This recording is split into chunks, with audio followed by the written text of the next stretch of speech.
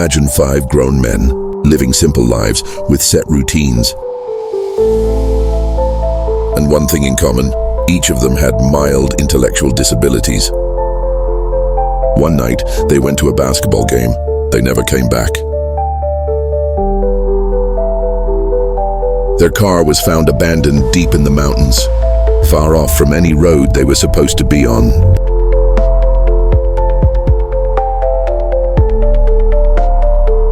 Five bodies, discovered one by one, in conditions that were more confusing than terrifying. And to this day, over 40 years later, no one can truly explain what happened to them. This isn't just a missing persons case. It's one of the strangest and most baffling mysteries in American history, involving extreme weather, psychological riddles, and signs that seemed purposefully misleading. This case became known by one name, the Yuba County Five, and the deeper you go into it, the less sense it all makes.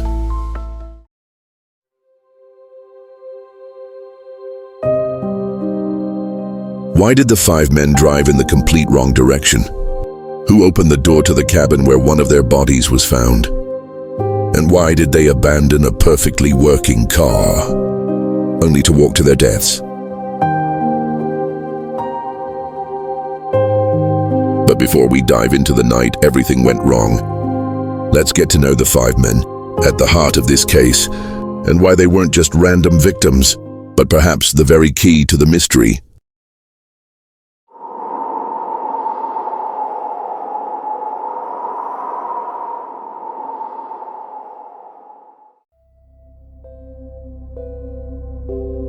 This story isn't just about a mystery, it's about 5 lives. Lives that were suddenly cut short in the most improbable place.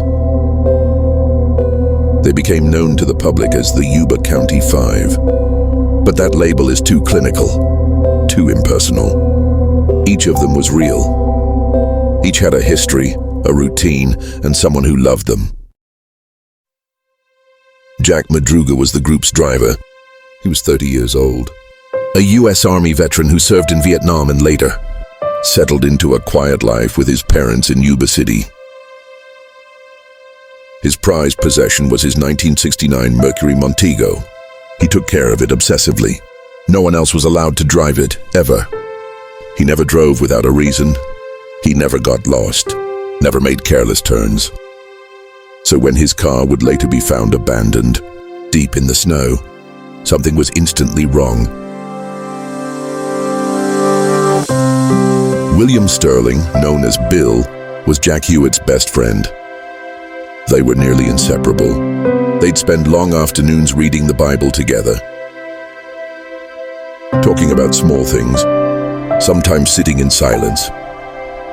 Bill was 29, deeply empathetic and gentle. His mother said he couldn't bear to see anyone sad. He loved animals as much as people.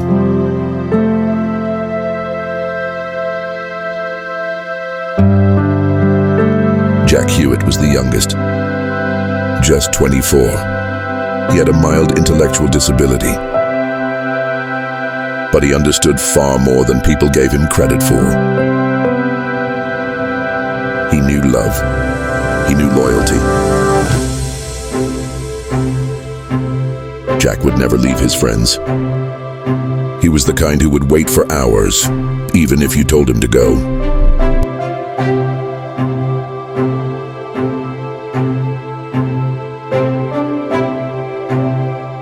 Theodore Ted Wire stood tall, 6'2", but despite his size, he had the heart of a child. He lived with his mother, always returned home on time, and was easily startled by unfamiliar places. Ted was afraid of the dark. He hated the cold. His mother said he always took an extra coat, but that night he left it behind. And finally, Gary Matias, 25 years old. Unlike the others, Gary didn't have a developmental disability, but he was diagnosed with paranoid schizophrenia. He had once been hospitalized in a military facility, But in recent years he had stabilized. He worked with his stepfather, played basketball, and was the most independent of the group. Gary was their unofficial leader, clever, energetic, full of ideas. But he had a history. He'd had delusions, memory lapses, darkness in his past. And to this day, Gary Mathias remains the only one who has never been found. 5 men, 5 close friends. Their plan was simple: watch a basketball game in Chico, return home, and play their own tournament the next day. But the next day, no one showed up. Not at the tournament, not at home. They never came back.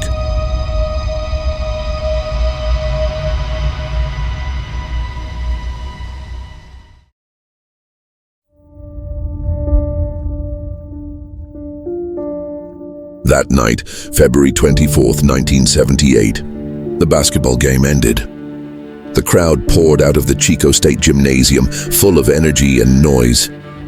But the 5 young men never made it home. They climbed into Jack Madruga's turquoise Mercury Montego, an old but reliable sedan, perfect for a night drive. Around 10:00 p.m., they drove southbound, supposedly heading back to Yuba City, but they never arrived. By the next morning, their families were already uneasy. These weren't the kind of men who disappeared without notice. Some, like William Sterling and Jack Hewitt, were highly routine-driven. Even Gary Mathias, who had a history of mental illness, had been stable for a long time with medication. This was not like them. 4 days later, on February 28th, a discovery turned everything upside down. Their Mercury Montego was found, abandoned deep in the mountains, roughly 70 miles from Chico, completely off course from the route to Yuba City. The car was stuck on a remote mountain road near Plumas National Forest, a snowy, dangerous place in the winter.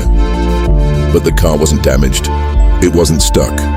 The keys were missing, but all windows were shut. And the gas tank was still a quarter full. There were no signs of panic, no signs of struggle, no footprints immediately around. Most curiously, the tire tracks showed they had driven carefully up the mountain road, as if they knew where they were going. But they had no reason to be there. Why would 5 young men with mild intellectual disabilities drive far off course into treacherous mountain terrain in the middle of the night after a basketball game? That was the question that would define the rest of the investigation.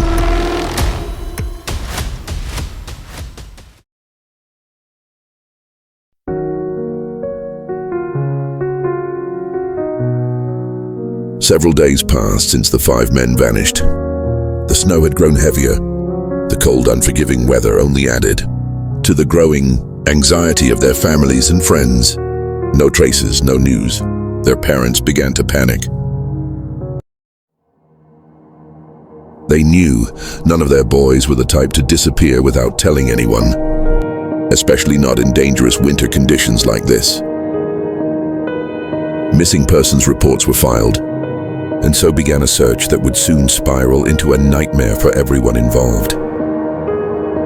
The police found their Mercury Montego parked on a remote mountain trail deep in the woods, about 70 miles from home. The 5 men were gone. The car wasn't damaged. The tires weren't stuck.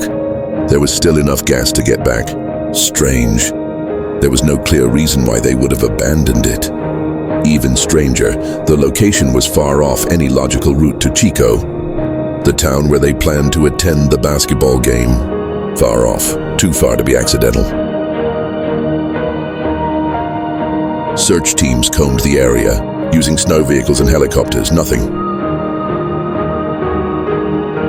Footprints had long been buried by the snow. The forest was deep and unforgiving. The roads were twisted, unmarked, and treacherous. This was no place for outsiders, especially not on a freezing winter night. They brought in search dogs, but the scent trail of the 5 men vanished near the car. No direction of travel, no blood, no signs of a fight, no broken glass. emptiness. In the growing confusion, the police began to consider darker possibilities. Were they abducted? Did they choose to disappear? Or had something stranger happened in those snowy woods? Meanwhile, their families clung to hope, sitting in their living rooms, staring out the window, waiting for their sons to return, or for news. But day after day passed, silent and unanswered. And the longer the search went on, the more senseless it all seemed.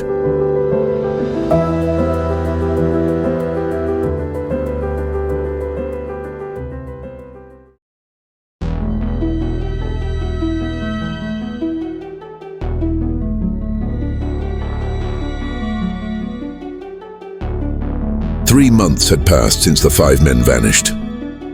Winter was finally receding, and the snow-covered wilderness of Plumas National Forest slowly began to thaw. As the frozen ground softened, long-hidden traces started to re-emerge.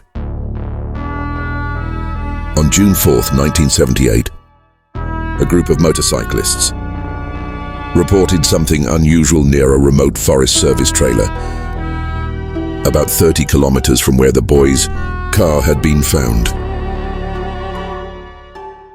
When authorities arrived, what they found stunned them. Inside the small wooden trailer, once used by forest rangers during the summer, lay the body of Ted Wire. He was lying on a bed, wrapped in 8 layers of military blankets. But his body was gaunt. His beard had grown thick. His fingernails were long, clear signs that he had survived for a considerable time, perhaps up to 13 weeks after they vanished.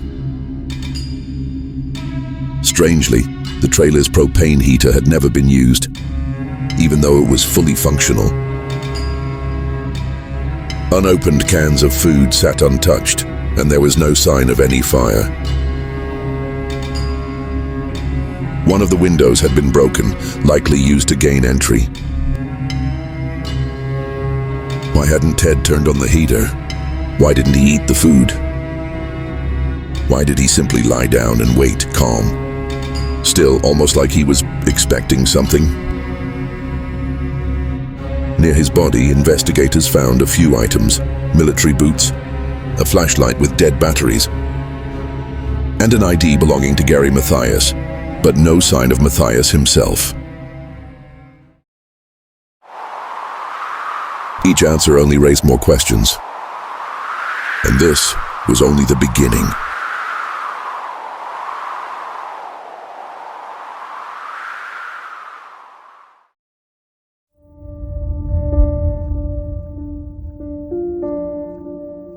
Days passed since the shocking discovery of Ted Wire's body in the remote forest cabin. But instead of bringing closure, the mystery only grew deeper. The cabin had a wood-burning stove, piles of matches, and dozens of cans of food.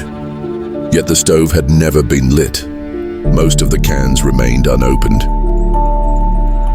Strangely, some cans had been opened with a military-style P-38 can opener.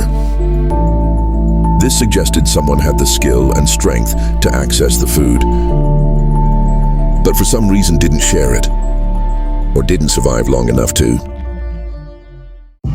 Ted Wire's body was in an agonizing condition, emaciated, frostbitten, yet signs of care were present. Some of his wounds had been gently bandaged. His toenails had been clipped, which meant someone was taking care of him, at least for a while. But who and why did they abandon him? Several hundred yards from the cabin, searchers found two more bodies, Jack Madruga and Bill Sterling. Their remains were badly decomposed, weather-beaten, and partially consumed by wildlife. But the position of the bodies suggested they may have been trying to return to the car and collapsed on the way. A few days later, fragments of bone, clothing, and a shoe were discovered near a shallow stream. They were confirmed to belong to Gary Mathias. Yet his full body was never recovered. He simply vanished. Jack Hewitt's remains were the last to be found, his backbone scattered near a brush line off the main search trail. There was no sign of a struggle, no answers, just bones and silence.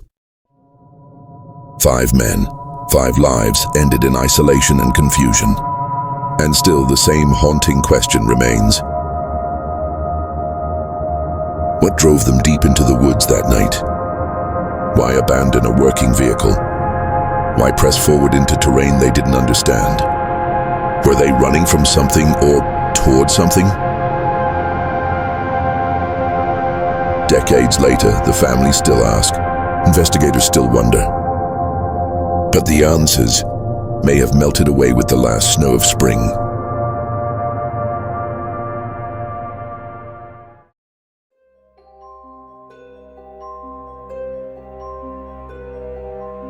After all the evidence has been uncovered, all the bodies found except one, the questions remain.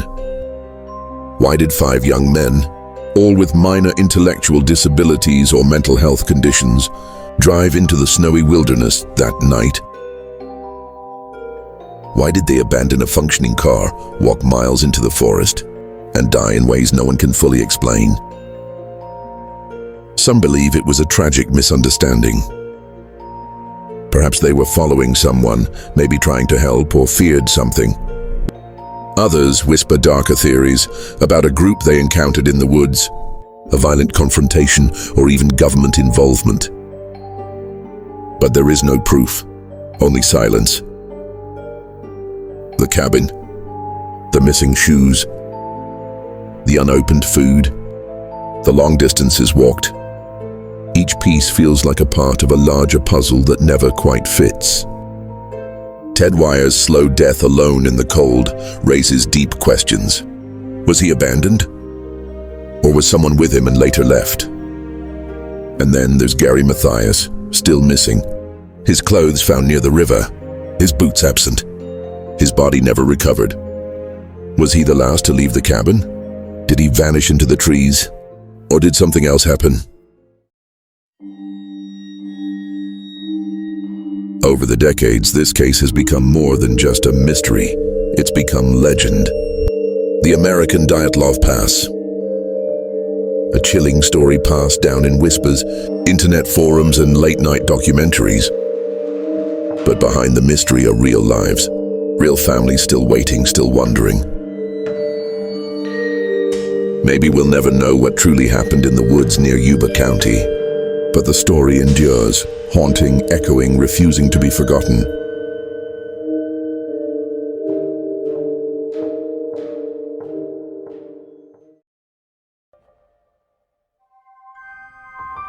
If this story left you with more questions than answers, you're not alone. The mystery of the Yuba County Five still haunts us, because it could happen to anyone. In the end, 5 men entered the woods and never truly came back. What do you think happened that night? Share your theories in the comments. And if this story chills you like it chills us, don't forget to like, subscribe, and hit the bell, because Obscura brings you true stories that were never meant to be forgotten.